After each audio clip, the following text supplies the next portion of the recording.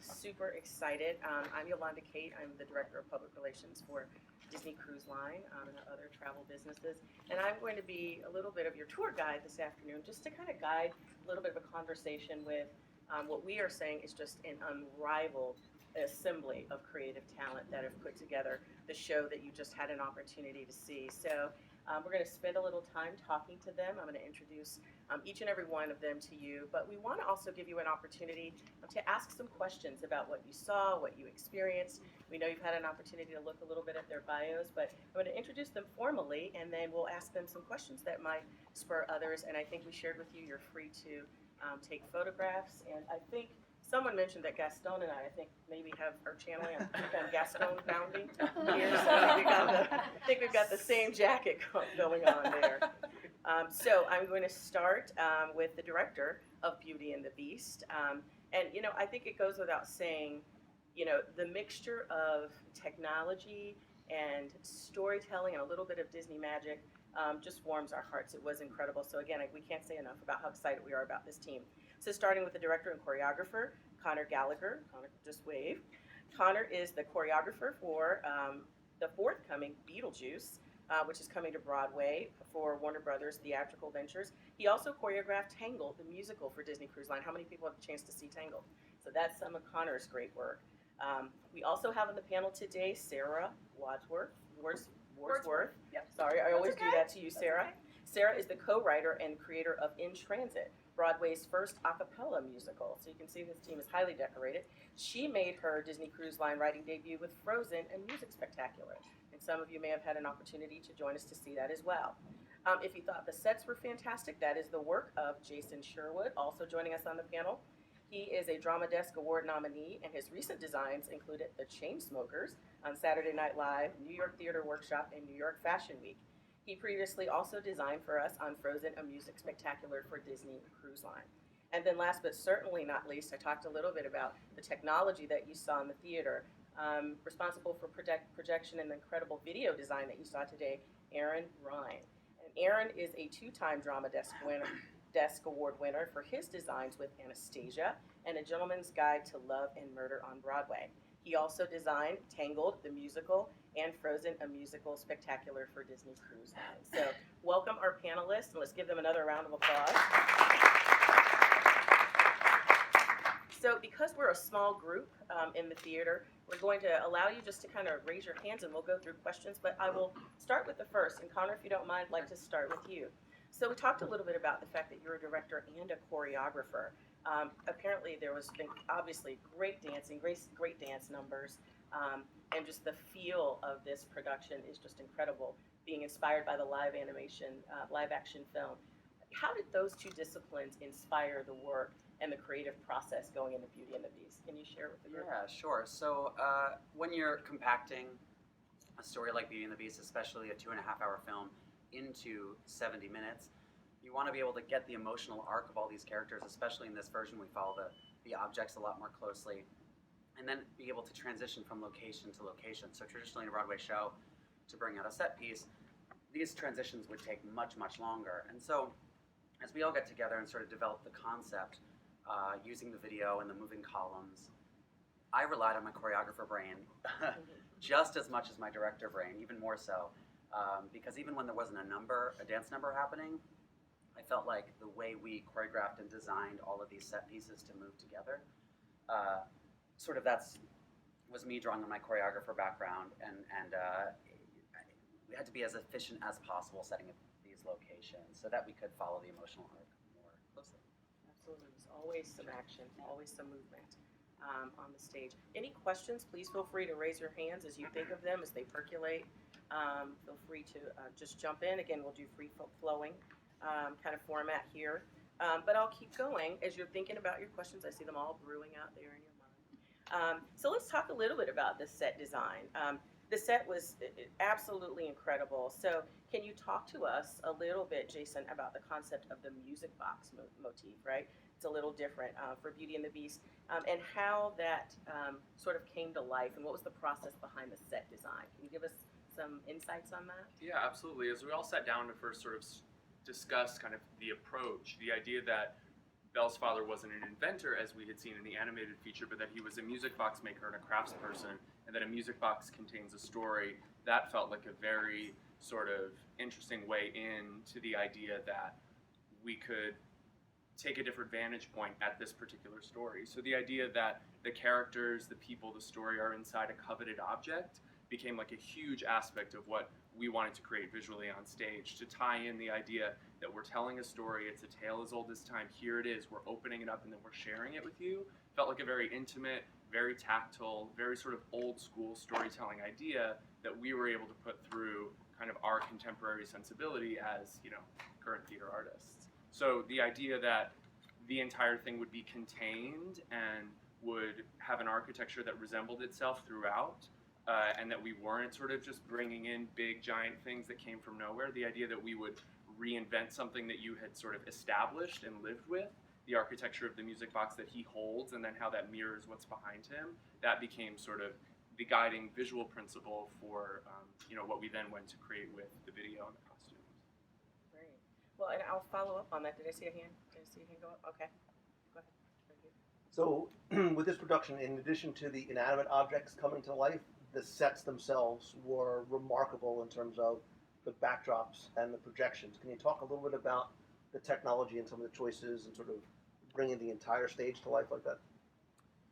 Yeah, I mean, I think we were early on inspired by the new live action film, and we wanted to bring that sensibility to the stage and have it feel very very real, and we wanted the audience to sort of feel like they could live in those places and be in these worlds. But when you combine that with sort of the grand scope of all these things, the castle, this French town, you know, how to bring that to the stage was a challenge. So I think we wanted to utilize video. We were excited about it, but we didn't want you to feel like you were watching the movie or a movie with a bunch of actors walking around in it. So pretty early on, I mean, I remember we had lunch one day and we're really trying to hammer out like how are we going to use video and keep it in a super theatrical storytelling way, so it felt like set pieces, so it felt like you were experiencing it on a theatrical journey. And we came up with the idea that we would use video, but we would use it as though they were set pieces. So that's why things sort of turn in, like houses or buildings kind of turn in as if it was a three-dimensional set piece, or like trees slide up like it would be an old-fashioned flat. So we really tried to make this merger, sort of what Jason said, of like old school and new technology, and explore that visually, but also keep it very inherently theatrical. So it felt like a musical, not a film.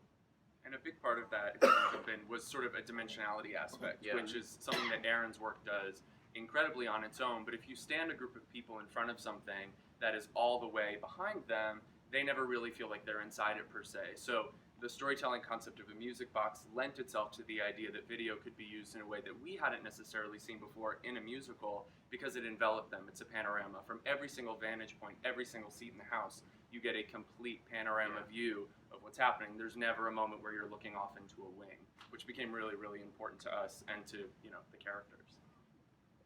Back there. You had your hand up. So as soon as the show started, I kind of flashed back to being in the Broadhurst Theater watching Anastasia, and since you worked on both shows, what did you guys learn from that, mounting that show, that you guys were able to bring here? By the way, awesome work on both shows. Thank you. Thank you for saying that.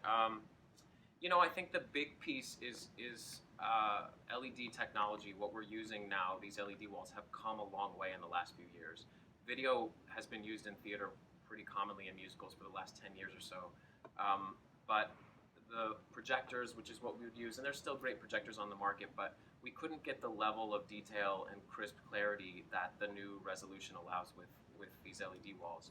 So it just opens up a whole new world. You can now create things that you're not sure if it's physically there or you know, if it's not. It's a play of the eye, and I think Anastasia was my first chance to really explore that.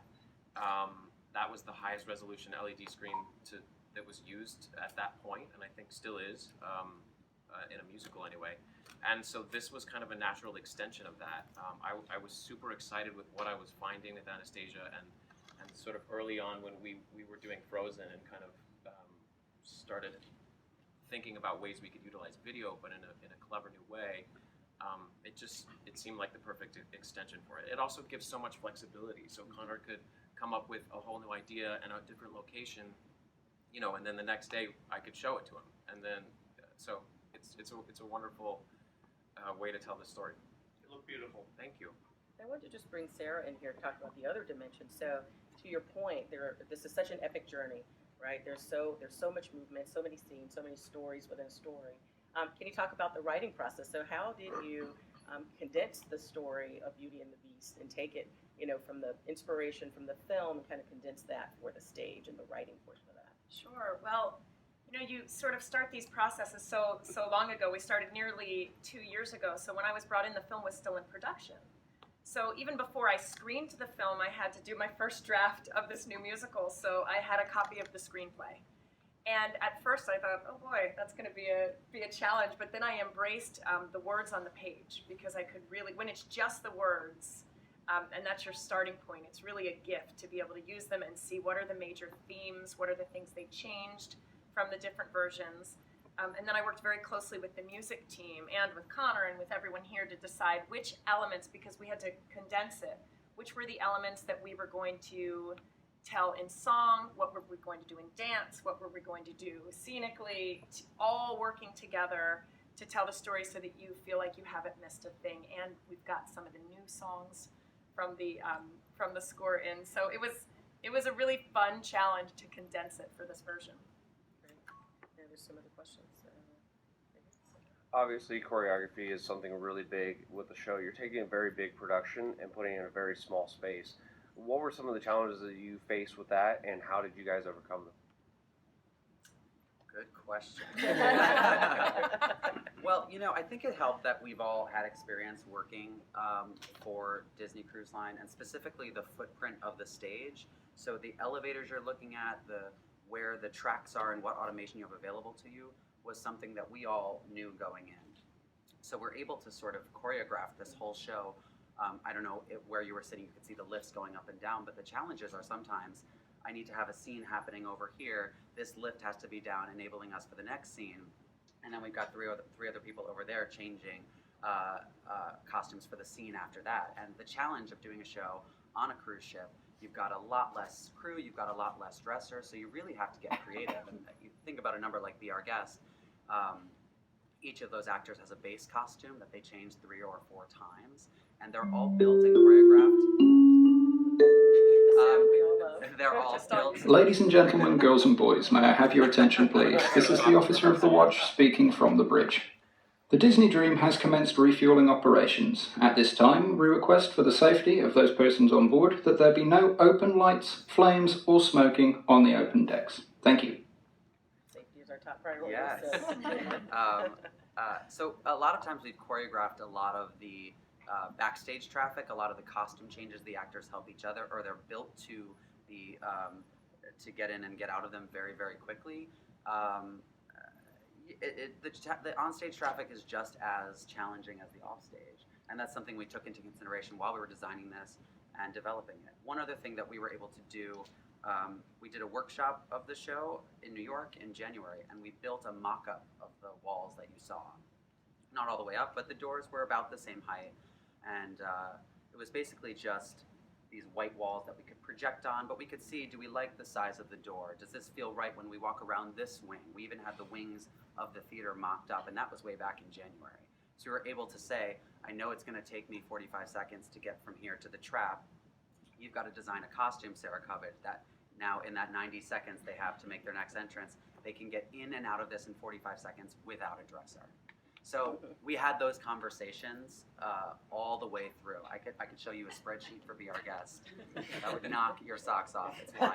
But it was a really fun process. If you're a detail person, and I think I know most of us are, it's fun to roll your sleeves up and attack the artistic on stage and then go like, all right, now how do we execute this?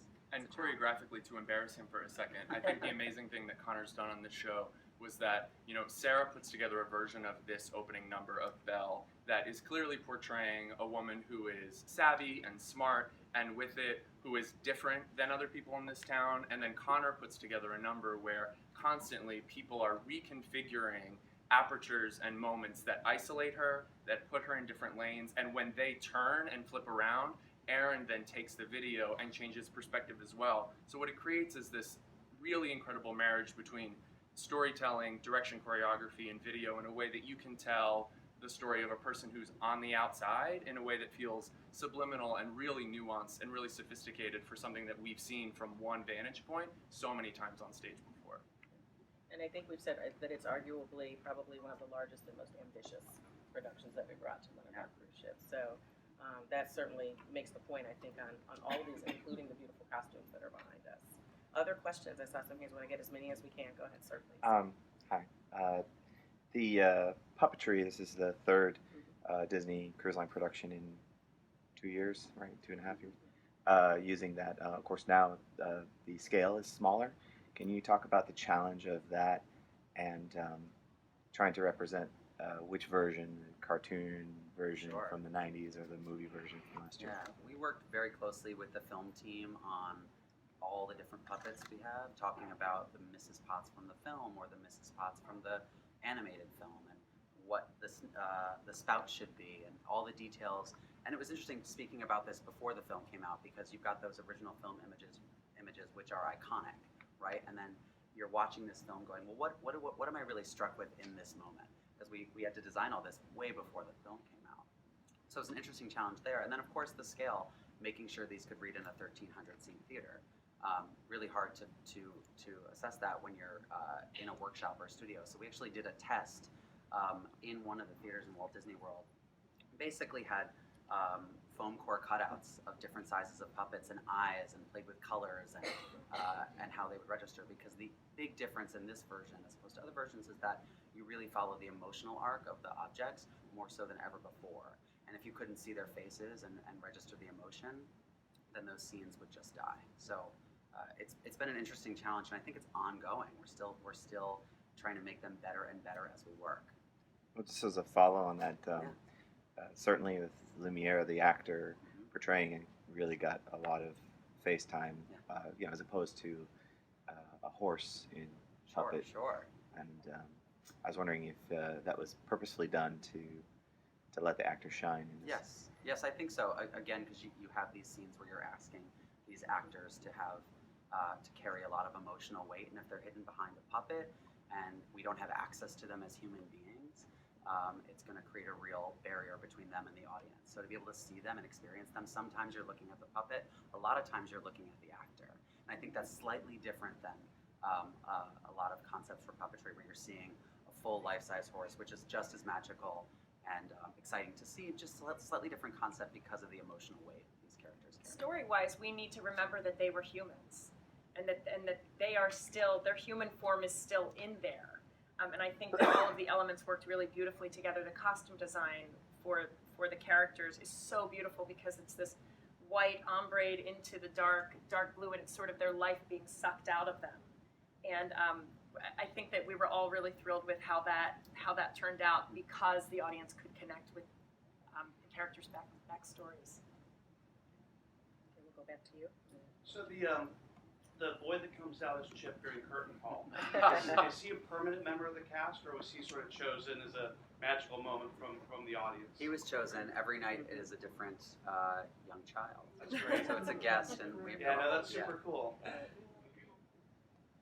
So a question for the entire panel, and by the way, for your nephews or sons or family members, if they aspire to be Chip, maybe if they're on the team, they will be Is there an chosen, age right? limit? Because I meet the height requirement. So. There's a couple of you Place trying and on time the. to be for that. That's right. I think we may have some adults additionally for that as well, right? Any of us would sign up to do it. So you asked an excellent question about the challenges. And as we were talking earlier, someone said, hey, I'm going to see if this may be the last time I'm seeing the show on board, because this work is, coming to an end. You've been to Toronto, you've been in New York. Can you talk about, from each of your perspectives, what is the greatest joy or that moment that you're going to take away about being a part of this production of Beauty and the Beast, bringing it to life? It is so beautiful. But what is the greatest joy for all of you? What would you say? And Sarah, I know that's so I'm easy going for to me. Sarah because I know it's Of your course. daughter. That's so easy. Loves these shows. I have a 4-year-old daughter, Yes. and Bella's her favorite princess, and Belle was my favorite princess. obsessed. So it's so many of us. What's amazing about this particular story is he's like, tell the prom dress story. Okay, Jason. Sorry. I loved Belle so much from the original animated film that I had a replica of her yellow dress made to wear to my junior prom. They finally got a picture out of me to put in fun facts on the cruise ship, so it's going to be, that picture will be somewhere. But, I think that to that point, this is the story where people are going to walk into this theater and the parents have a relationship with this character and this story, and their children do now as well. So for me, the greatest joy was watching it with my daughter last night in her yellow Belle dress, and I'll never forget that. Fantastic. Yeah, I think you have a relationship to this story. I mean, it's one of the first animated features I ever saw, and it was the first Broadway show I ever saw.